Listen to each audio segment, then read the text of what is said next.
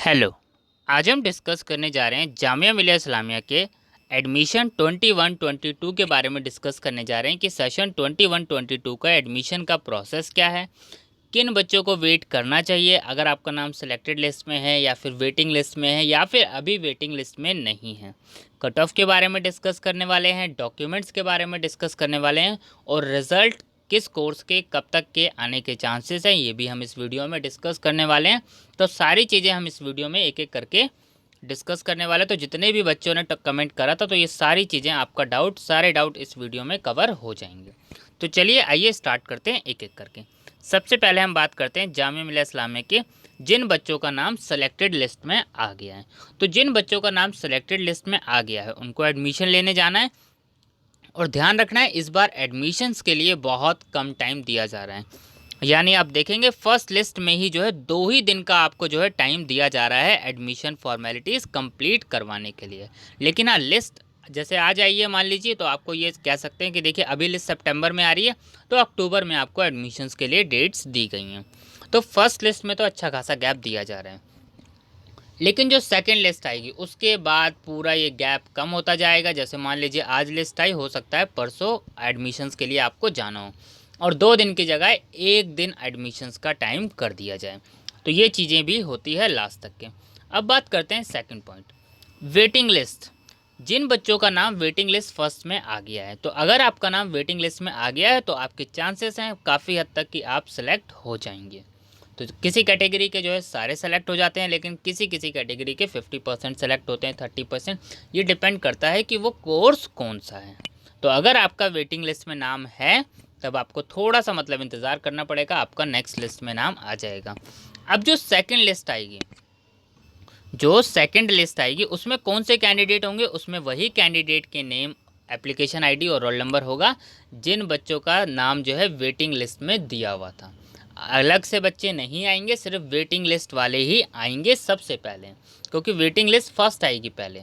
तो अगर waiting list first ख़त्म हो जाती है उसके बाद कहीं वेटिंग लिस्ट 2 आएगी। अभी स्पॉट एडमिशन्स के बारे में बात करते हैं। तो देखिए प्रोसेस काफ़ी ज़्यादा लंबा है, ऐसा नहीं है कि प्रोसेस नहीं है, प्रोसेस है, पर आपको कब कहाँ वेट करना है या आपको अपने तरीके से अंदाज़ा लगाना है। बाकी मैं आपको अच्छे से इसीलिए समझा रहा हूँ।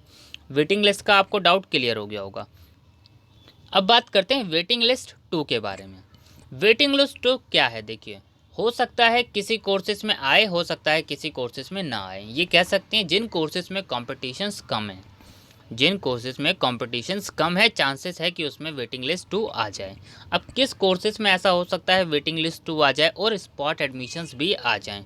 जैसे अगर हम बात करें बीए हिंदी के बारे में बात करें तो चांसेस है इसमें आ सकता है, ठीक है।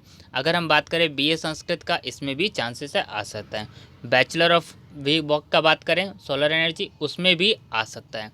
तो कई सारों में चांसेस है कि आपका जो है वेटिंग लिस्ट 2 आ सकती है और कई पीजी डिप्लोमा में भी आ सकता है और कई मास्टर डिग्री में भी आ सकते हैं, ठीक है। तो कई सारे ऐसे हैं जिसके अंदर जो है आपको वेटिंग लिस्ट 2 देखने को मिलने वाली है और स्पॉट एडमिशन्स का भी ऑप्शन देखने को मिलेगा।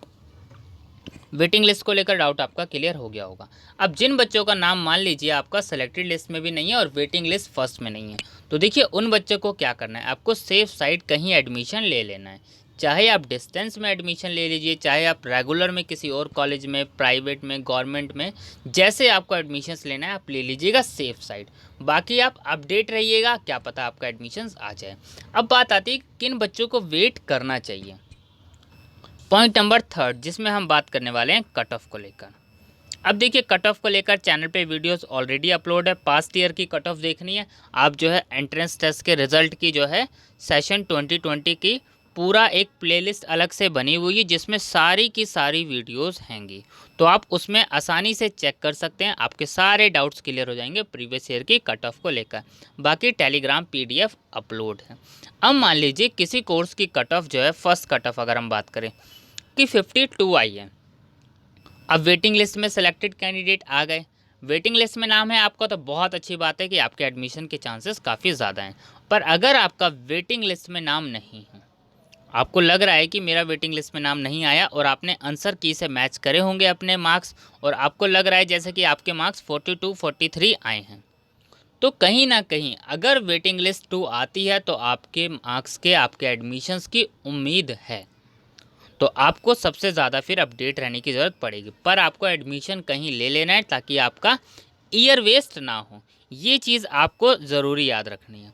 अब बात करते हैं कि आपको कट ऑफ का तो मैंने बता दिया, इतना आपको जो है ध्यान रखना है कि इतनी कट ऑफ गई है, आंसर की से आपने मार्क्स मैच कर लिए। तो अगर उसमें भी नहीं है, अब 52 हो गया आपका, ठीक है। और मान लीजिए जो लिस्ट आई है उसमें वेटिंग लिस्ट दिए हुए हैं, और वेटिंग लिस्ट में जो मार्क्स दिए होते हैं, अगर हम बात करूँ 7 to 10% का गैप होता है नॉर्मली।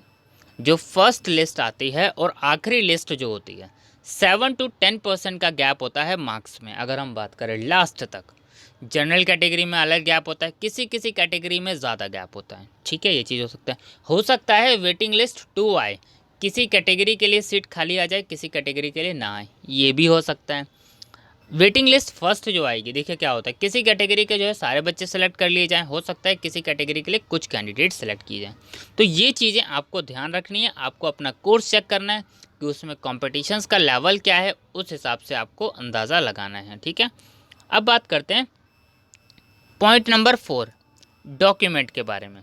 एडमिशन के टाइम पे आपको सारे डॉक्यूमेंट लेके जाने। अगर इन केस आपके पास कोई डॉक्यूमेंट नहीं है तो एडमिशन्स के टाइम पे आपको सफिशिएंट टाइम दिया जाएगा डॉक्यूमेंट सबमिट करने के लिए, लेकिन कोशिश करना है आपको सारे डॉक्यूमेंट्स अपने ओरिजिनल लेकर जाने और फोटोकॉपी भी लेकर जानी है। जिन बच्चों का इंटरव्यू में नाम है उनको एफिडेविट नहीं लेकर जाना, बाकी सारे डॉक्यूमेंट लेकर जाने हैं। लेकिन जिन बच्चों का सेलेक्टेड लिस्ट में नाम है उनको एफिडेविट भी बना के ले जाना है। ये चीज़ें आपको ध्यान रखनी है। ये डाउट आपका क्लियर हो गया होगा। अब बात करते हैं सबसे इम्पॉर्टेंट चीज़, रिज़ल्ट को लेकर। तो रिज़ल्ट को लेकर जैसे कि मैंने आप लोगों को बताया ही था, जैसे ही मैंने आपको अपडेट मिला था कि मैंने आपको बताया था कि आपका रिज़ल्ट 1 से 2 दिन में देखने को मिलेगा, यानी सैटरडे मंडे से देखने को मिलेगा। तो आपको पता है सैटरडे से रिज़ल्ट आना शुरू हो गए हैं, ठीक है। यूजी कोर्स का अभी एक ही का रिज़ल्ट आया है, पीजी कोर्स का जो है 4 से 5 का रिज़ल्ट आ गया है, 4 से 5 रिज़ल्ट आ गए हैं। अब बात करते हैं जो आप लोगों ने कमेंट करें कि सर इस कोर्स का रिज़ल्ट कब आएगा, उस कोर्स का रिज़ल्ट कब आएगा, तो चलिए एक एक करके बात करते हैं हम। सबसे ज़्यादा कमेंट थे बीए पॉलिटिकल साइंस के लेकर। तो बीए पॉलिटिकल साइंस के रिज़ल्ट को लेकर अगर हम बात करें तो अभी आपको थोड़ा सा वेट करना पड़ेगा, 7 to 10 डेज़ और। हो सकता है इससे पहले आ जाए, पर आपको मिनिमम 7 दिन और वेट करना है, आपके एंट्रेंस टेस्ट का रिज़ल्ट आ जाएगा। जिन कोर्सेज में सब्जेक्टिव पार्ट है उस रिज़ल्ट में थोड़ा सा और डिले होगा। देखिए जो नॉर्मली डिले का प्रोसेस है वही रहेगा। हो सकता है कुछ कोर्सेज़ के एंट्रेंस बाद में हुआ हो और लेकिन रिज़ल्ट पहले आ जाता है। कुछ कोर्सेज़ का ऐसा होता है कि एंट्रेंस टेस्ट पहले ही हो गया होता है लेकिन रिज़ल्ट काफ़ी देर से आता है। तो ये चीज़ें होती है, ऐसा नहीं है। तो मैं बता रहा हूँ जिन कोर्सेज़ में सब्जेक्टिव पार्ट है और जिन कोर्सेज़ में इंटरव्यू है तो उसके लिए आपको थोड़ा सा वेट करना पड़ सकता है, आपका रिज़ल्ट आ जाएगा।